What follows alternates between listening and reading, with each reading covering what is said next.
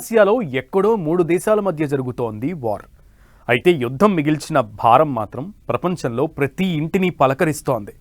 ప్రపంచమే కుగ్రామంగా మారిన వేళ భౌగోళిక రాజకీయాల్లో తలెత్తే ఉద్రిక్తతలు, యుద్ధాలు అన్నం మీద, అన్నదాత మీద కూడా ప్రభావం చూపిస్తూ ఉంటాయి.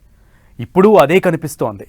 అయితే కష్టం ఎప్పుడూ డబుల్గానే వస్తుంది అన్నట్లు యుద్ధానికి తోడు వాతావరణ మార్పులు రైతన్న కంటి మీద నిద్ర లేకుండా చేస్తున్నాయి. ఓవైపు యుద్ధం, మరోవైపు ఎల్ నీనో సాగు రంగాన్ని ఎలా ఎఫెక్ట్ చేయబోతున్నాయి? ఏం జరగబోతోంది? యుద్ధం మిగిల్చిన ప్రమాదం ఒకవైపు, ఎల్ నీనో రూపంలో ముప్పు మరోవైపు. రెండు తుఫాన్ల మధ్య సాగు రంగం, వ్యవసాయ రంగానికి సవాళ్లు తప్పవా? రైతులు ఎదుర్కోబోయే ఇబ్బందులేంటి? పశ్చిమాసియా యుద్ధంతో నష్టాలు ఏంటి? ఎల్ నీనో వస్తే దూసుకొచ్చే ప్రమాదమేంటి? ఓ యుద్ధం, ఓ అంచనా అన్నదాతకు కంటి మీద కునుకు లేకుండా చేస్తోంది. పశ్చిమాసియా యుద్ధంతో ప్రపంచ రాజకీయాల్లో చోటు చేసుకుంటున్న పరిణామాలు ఓవైపు, దూసుకొస్తున్న ఎల్ నీనో ముప్పు మరోవైపు. అన్నీ కలిపి వ్యవసాయ రంగానికి అతిపెద్ద సవాల్ విసిరే పరిస్థితులు కనిపిస్తున్నాయి. క్లియర్గా చెప్పాలంటే రెండు తుఫాన్ల మధ్య వ్యవసాయ రంగం చిక్కుకున్నట్లు కనిపిస్తోంది. పశ్చిమాసియా యుద్ధం కారణంగా ఎరువుల కొరత ముంచెయ్యబోతోంది. యూరియా, డై అమోనియం ఫాస్ఫేట్ దిగుమతులు దెబ్బతింటున్నాయి. ఎరువులు తయారు చేసుకుందామంటే దానికి కావలసిన ముడి పదార్థాలు, సహజ వాయువు, సల్ఫర్ సరఫరా కూడా ఆటంకాలు ఎదుర్కొంటున్నాయి. మార్చి చివరి నాటికి దేశంలో మొత్తం ఎరువుల నిల్వ 18 మిలియన్ టన్నులు మాత్రమే ఉంది. ఖరీఫ్ సీజన్ కు దాదాపు 39 మిలియన్ టన్నుల వరకు అవసరం. దీంతో కొరత ఏర్పడే అవకాశాలు క్లియర్ గా కనిపిస్తున్నాయనే అభిప్రాయాలు వినిపిస్తున్నాయి. హర్ముజ్ జలసంధి, ఎర్ర సముద్రం దగ్గర పరిణామాలు, జరుగుతున్న యుద్ధాలు భారత వ్యవసాయ రంగానికి ప్రధాన సవాలుగా మారాయి.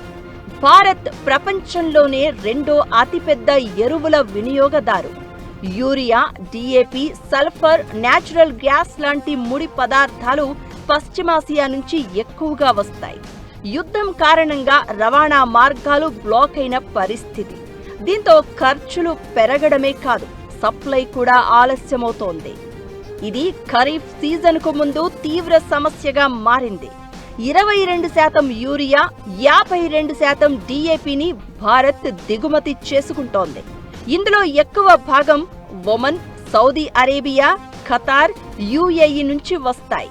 హర్ముజ్ నుంచే 40 నుంచి 60% సప్లై అవుతుంది. యుద్ధం కారణంగా షిప్పింగ్ ఆగిపోయి లక్షల టన్నుల కార్గో నిలిచిపోయింది. దీంతో ఖరీఫ్ సీజన్పై ఈ ప్రభావం ఎక్కువగా కనిపించే ఛాన్స్ ఉంది. ఈ సీజన్లో ఎక్కువగా పండే వరి, మొక్కజొన్న, పత్తి, నూనె గింజల పంటలు ఎరువులపై ఎక్కువగా ఆధారపడతాయి.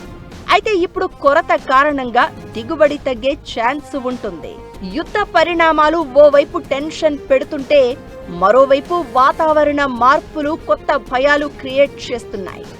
ఈ ఏడాది నైరుతి రుతుపవనాల సీజన్లో కురిసే వర్షాలు సాధారణం కంటే తక్కువ వర్షపాతం నమోదయ్యే అవకాశం ఉందని భారత వాతావరణ శాఖ ప్రకటించింది.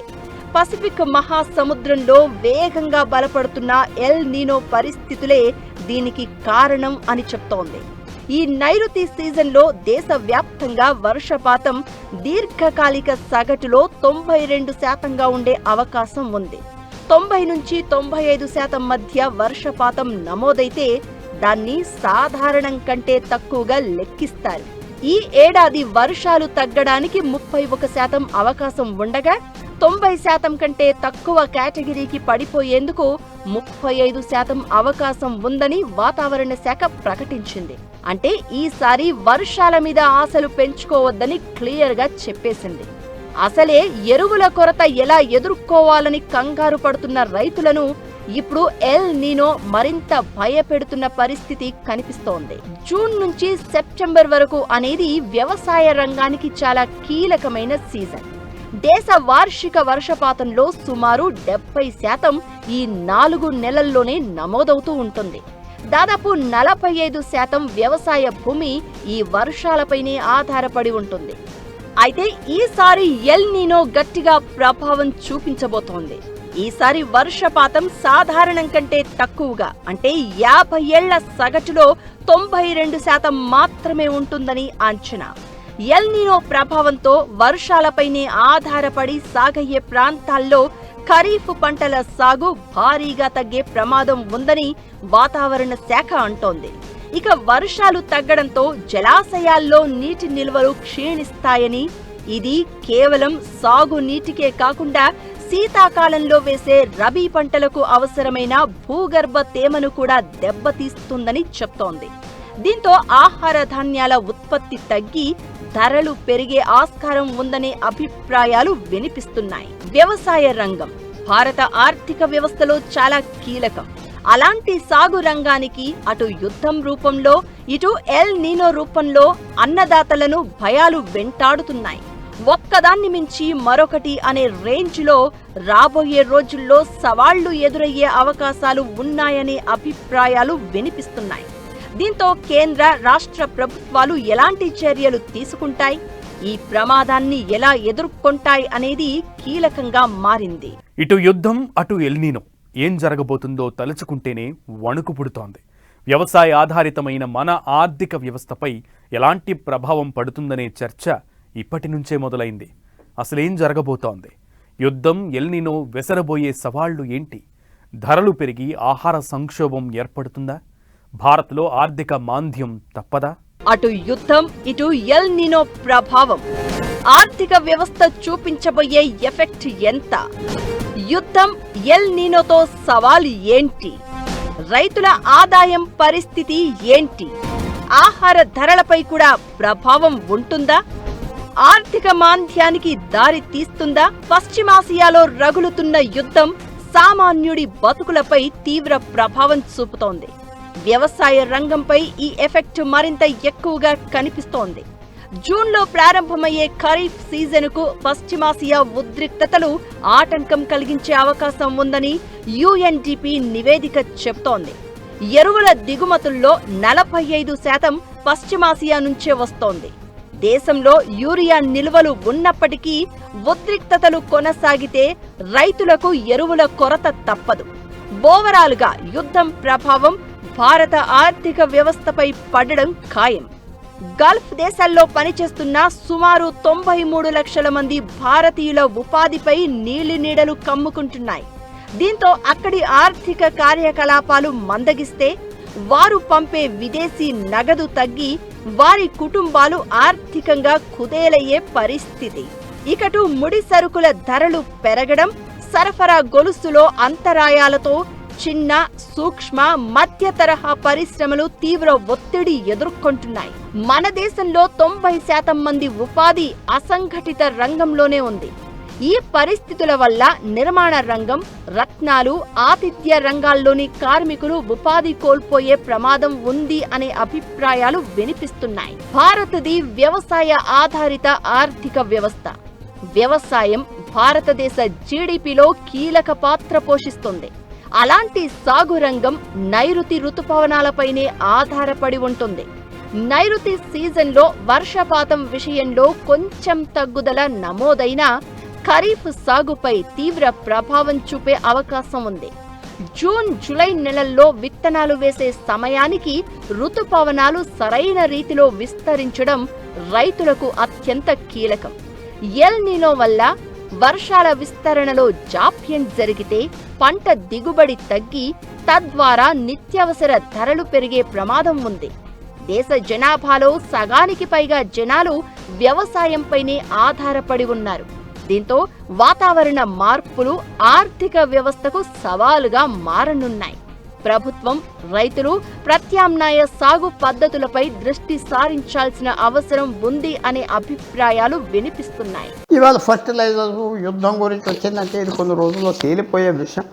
ఆ విషయంలో కూడా షార్టేజ్ ప్రపంచంలో లేదు కాబట్టి, భారతదేశం దగ్గర కొనే డబ్బు ఉన్నది కాబట్టి అవి కూడా తట్టుకుంటాం. వ్యవసాయానికి అంత పెద్ద ఇబ్బంది ఎల్ నీనో ద్వారా మిగతా దేశాలు, ఆఫ్రికా, సౌత్ అమెరికా కొన్ని దేశాల మీద పడేది మాత్రం భారతదేశం మీద పడదు. మనకు ఫుడ్ షార్టేజ్ ఉండదు, ఏమీ ఉండదు. మన పాలసీస్ అన్నీ రైతుకు కూడా సెక్యూరిటీ వచ్చే పాలసీస్ ఉన్నాయి కాబట్టి ఎల్ నీనో అనేది పాసింగ్ షో లాగా మాత్రం అయిపోతాయి.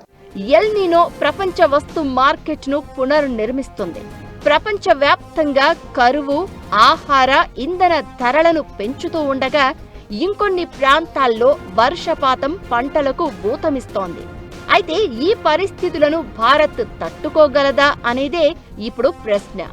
గతంతో పోలిస్తే ఇప్పుడు వాతావరణ మార్పులను ఎదుర్కోవడంలో మెరుగైన స్థితిలో ఉన్నప్పటికీ సూపర్ ఎల్ నినో స్థాయి విపత్తును తట్టుకోవడం అంత ఈజీ కాదు. ప్రస్తుతం మన దేశంలో ఆహార నిల్వలు పుష్కలంగా ఉన్నాయి. అయితే భూగర్భ జలాలు అడుగంటితే మాత్రం పరిస్థితి తీవ్రంగా ఉంటుంది. రైతులు ఇప్పటికే తక్కువ పంట ధరలు, తగ్గిన లాభాలతో చాలా కాలంగా కష్టపడుతున్నారు. అయితే ఇప్పుడు ఎల్ నీనో కారణంగా వర్షాలు తక్కువగా కురిస్తే ఇబ్బందులు పెరిగే ఛాన్స్ ఉంటుంది. ఇకటు యుద్ధం కారణంగా ఎరువుల కొరత తీవ్రమైతే రైతులకు ఖర్చులు పెరిగే ఛాన్స్ ఉంటుంది. ఓవరాల్గా ఎల్ నీనో యుద్ధం కారణంగా ఏర్పడిన సమస్యలు భారత వ్యవసాయ రంగంతో పాటు ఆహార ధరలు, రైతుల ఆదాయాలపై ప్రభావం చూపించే ఛాన్స్ ఉంది. ఇకటు పశ్చిమాసియా దేశాలు మన వ్యవసాయ ఎగుమతులకు ముఖ్యమైన మార్కెట్లు. భారత్ నుంచి ఏటా సుమారు $100 కోట్ల విలువైన బియ్యం, తేయాకు ఒక్క ఇరాన్కే వెళ్తున్నాయి. అక్కడ చెలరేగిన యుద్ధం, ఆంక్షల మూలంగా సరుకు రవాణాకు అంతరాయం కలిగి చెల్లింపులు ఆలస్యమవుతున్నాయి. నౌకా రవాణా, బీమా ఖర్చులు పెరిగిపోతాయి. దీంతో ఎగుమతిదారుల లాభాలు తగ్గిపోతాయి. ఇలా యుద్ధం, ఎల్ నీనో పరిస్థితులు ఆహార సంక్షోభానికి దారితీసే అవకాశాలు ఉన్నాయనే చర్చ జరుగుతోంది. మార్చిలో ఆహార ద్రవ్యోల్బణం 3.9% పెరిగింది. వంట నూనెల ధరలు గత ఏడాదితో కంపేర్ చేస్తే 4 నుంచి 15% పెరిగాయి. ఎల్ నీనోతో తక్కువ వర్షాల కారణంగా పప్పులు, నూనె గింజల ధరలు పెరిగే ఛాన్స్ ఉంటుంది. ఓవరాల్గా పెరిగిన ధరలు, సరఫరా గొలుసు అంతరాయాలతో భారత్లో ఏకంగా 25 లక్షల మంది కొత్తగా పేదరికంలోకి వెళ్లే ప్రమాదం ఉందని UNDP నివేదిక అంచనా వేస్తోంది.